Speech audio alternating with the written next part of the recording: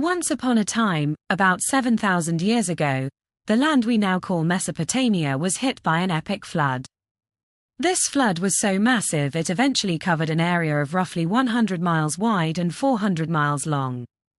In the aftermath, the entire valley, stretching far and wide, became uninhabitable for an untold number of years.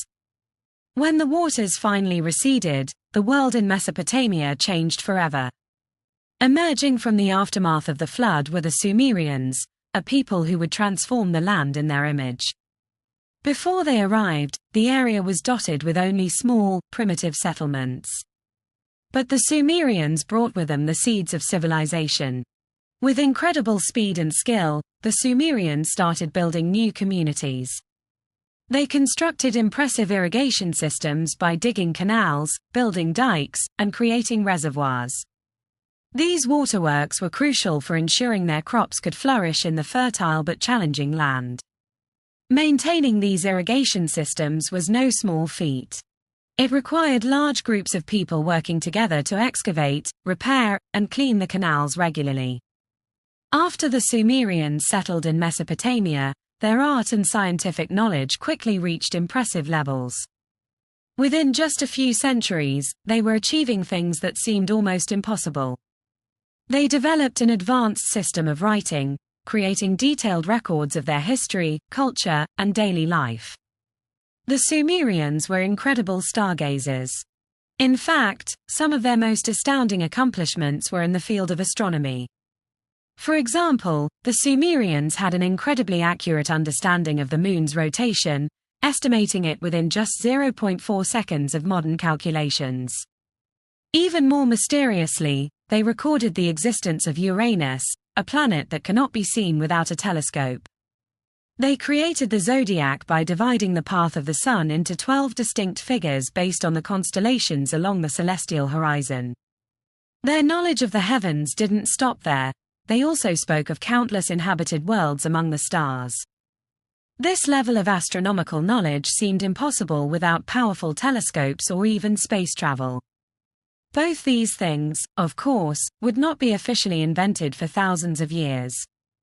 Unsurprisingly, some scholars believe these advances came far too fast and must have come from or been influenced by a highly cultured civilization, maybe even one with connections beyond Earth. We shall come back to this later. Perhaps their most groundbreaking invention was the development of writing. They started with pictographs, carving symbols onto cylinder seals to mark ownership of jars and other items. These early pictures evolved into cuneiform writing, a sophisticated system of symbols that they used for everything. They wrote catalogs, commands, decrees, and texts on astronomy and mathematics. They also composed prayers, hymns, and epic poems, recording their thoughts, beliefs, and stories for future generations. As early as 4000 BC, they had established schools dedicated to teaching scribes, ensuring that knowledge was passed down through generations. These schools were the training grounds for future record keepers, poets, and scholars. By 2500 BC, the Sumerians had taken their writing skills to new heights, using clay tablets to create business contracts and deeds of sale for houses, fields, and even slaves. This led to the first logical system of written law, which laid down rules and regulations for their society. But the Sumerians also made incredible strides in mathematics. They were the first to divide the circle into 360 degrees, a system still used today. They broke the hour into 60 minutes, creating a timekeeping method that has stood the test of time. Their mathematical genius didn't end there. They developed formulas for extracting square and cube roots. These breakthroughs demonstrate a highly advanced understanding of numbers and geometry. The Sumerians were also master builders. They standardized the size and shape of their bricks, using kiln-baked and sun-dried varieties. With asphalt as mortar, they constructed sturdy, two-story houses, which were then whitewashed both inside and out for a clean, bright look. Their cities were marvels of urban planning, each one home to over 50,000 citizens. These bustling metropolises boasted great public buildings, beautifully landscaped parks, and streets laid out in precise grid patterns. They used arched doorways and drains to manage rainwater. Among their architectural achievements, the most impressive was a towering temple structure known as a ziggurat. The ziggurat was built in multi-level terraces, each one higher than the last. At the very top stood a temple known as the bridal chamber. Here, the king or queen would wait for the arrival of the gods or goddesses. The ziggurats were believed to help the gods descend to earth, making these temples the house of bond between heaven and earth. Some say the ziggurats, with their large, flat terraces at the top, could have been landing platforms for small scout UFOs. The clouds surrounding these structures might have been a mist or camouflage used by the UFOs when they landed. Whether it is true or not, I do not know. Still, it is rather odd that they would create a building and await the arrival of the gods if no such god ever attended. Furthermore, their cuneiform texts outline detailed plans for how the gods were to be treated when they arrived, including how they would be carried and even down to what food should be prepared for them. Their ingenuity didn't stop there. They revolutionized transportation with the first wheeled vehicles and transformed pottery with the potter's wheel. Their skills in metallurgy were also advanced. They produced bronze tools and artifacts, although the technique was mysteriously lost for nearly 800 years.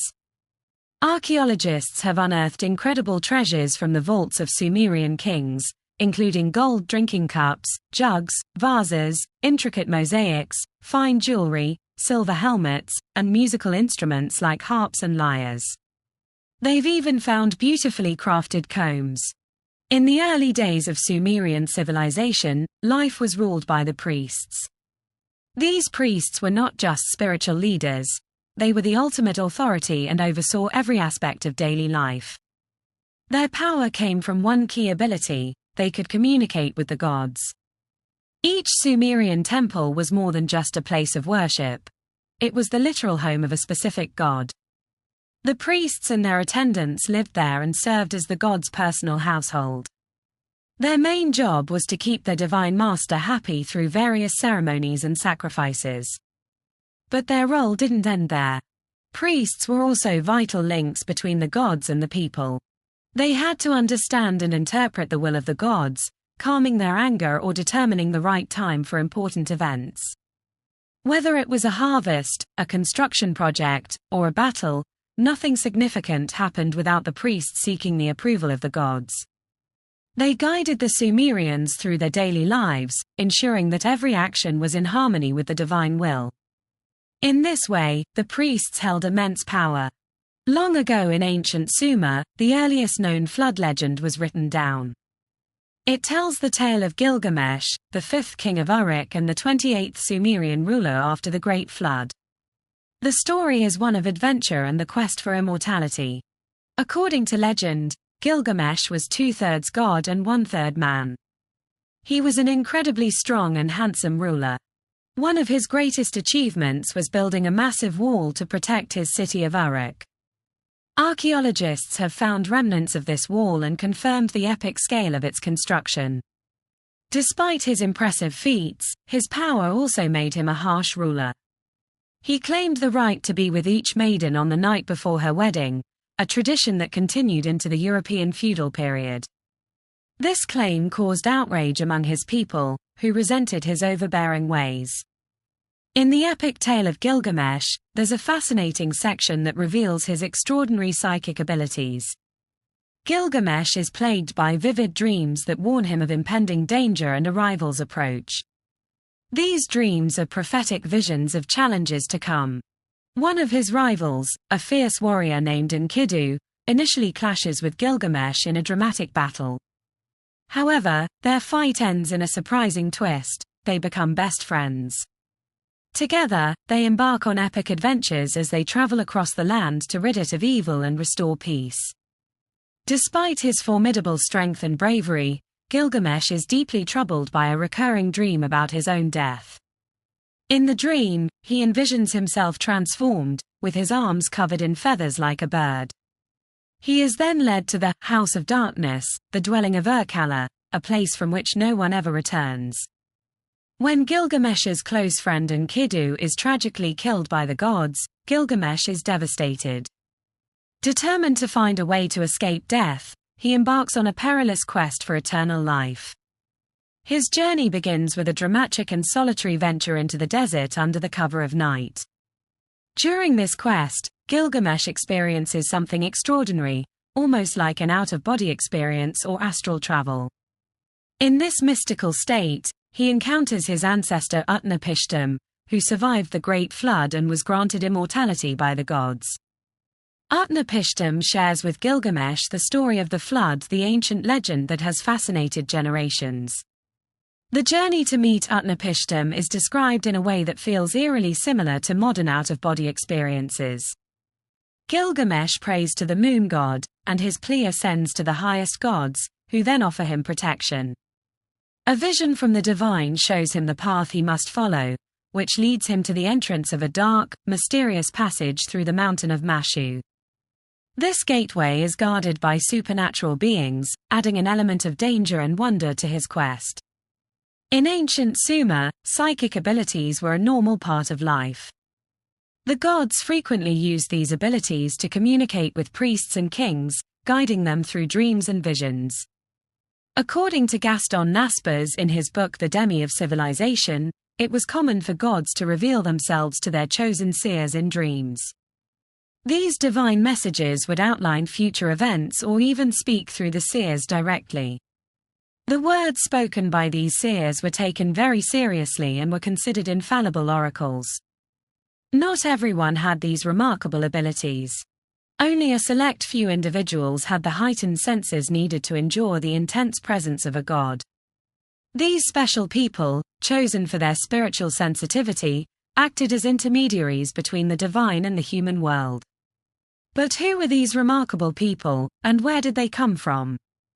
For over a century, archaeologists and scholars have been trying to answer these questions.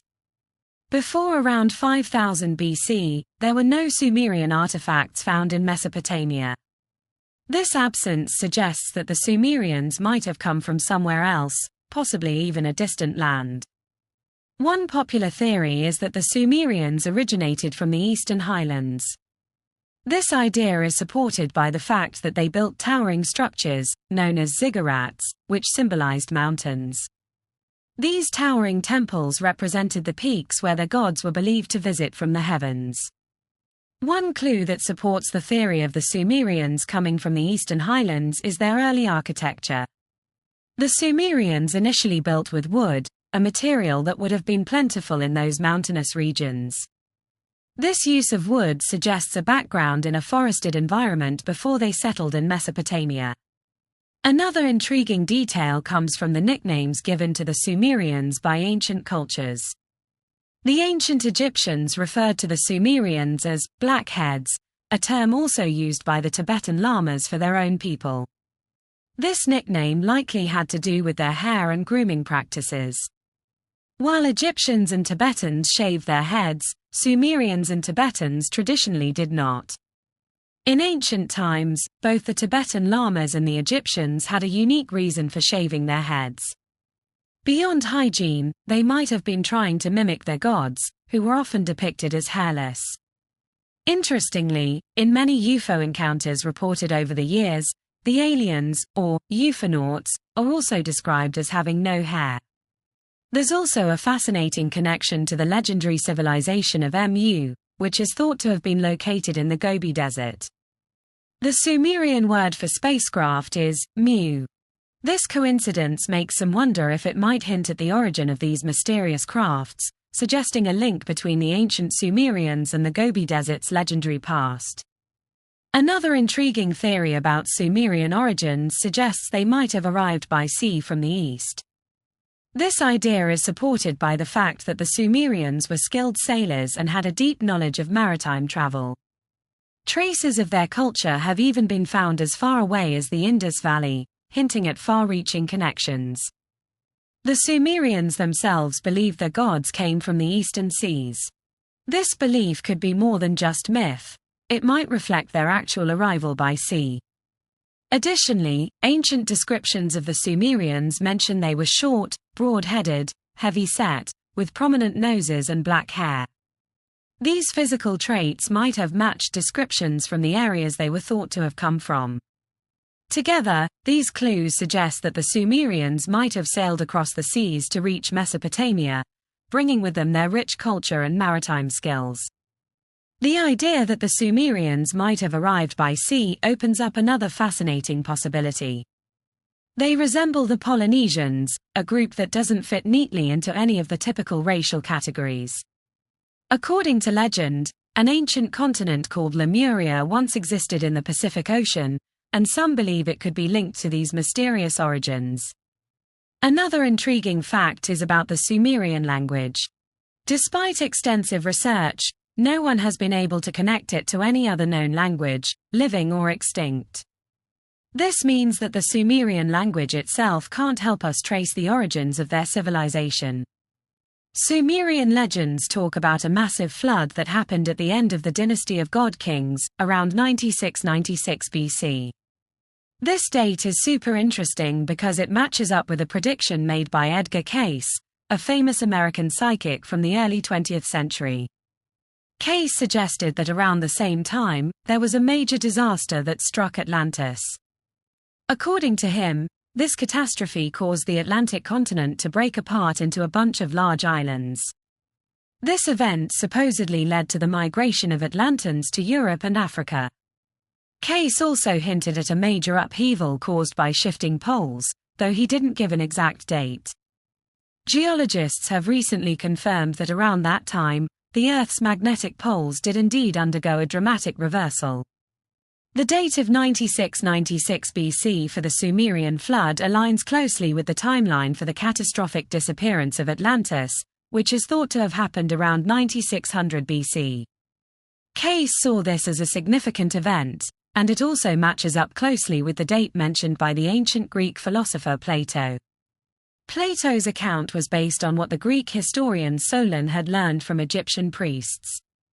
According to ancient sources, Atlantis was said to have disappeared around 9,000 years before the Greek historian Solon's visit, which places the event around 9560 BC. This date is eerily close to the time when scientific investigations made a startling discovery. In the late 1960s and early 1970s, scientists examined sediment cores from the Gulf of Mexico and found a significant drop in salinity around 9600 BC. This led them to theorize that the North American ice cap must have melted dramatically between 10,000 BC and 8,000 BC, with the most intense melting occurring around 9600 BC. The melting ice would have released an enormous amount of water into the oceans, creating massive tidal waves that likely pounded the coastal regions of the Atlantic Ocean. These waves could have been powerful enough to contribute to the flooding and eventual disappearance of civilizations like Atlantis. In his book Earth in Upheaval, Dr. Emanuel Velikovsky talks about some wild evidence of tidal waves that mixed tropical and Arctic animals in the same grave sites, both in England and America. Velikovsky suggested that these waves were caused by a cosmic collision around 1500 BC. But does the timing fit? Recent discoveries suggest that the tidal wave effects Velikovsky described might actually match up better with the destruction of Atlantis rather than his proposed date. Scientists have found that the melting of the North American ice cap around 9600 BC could have caused these massive waves. Plus, around 9000 BC, there was a surge in volcanic activity that might also be linked to the fall of Atlantis. Imagine if the Sumerians were actually survivors from the lost city of Atlantis. This idea could explain a lot about their incredible advancements. According to legends, Atlantis was far more advanced than even our modern world. If the Sumerians came from Atlantis, it would make sense why they had such sophisticated technology and knowledge. Their myths and stories could provide clues about the origins of humanity and help us understand their unique social structures. While we don't yet have concrete proof of where the Sumerians really came from, exploring the possibility of an Atlantis connection opens up exciting new avenues of thought.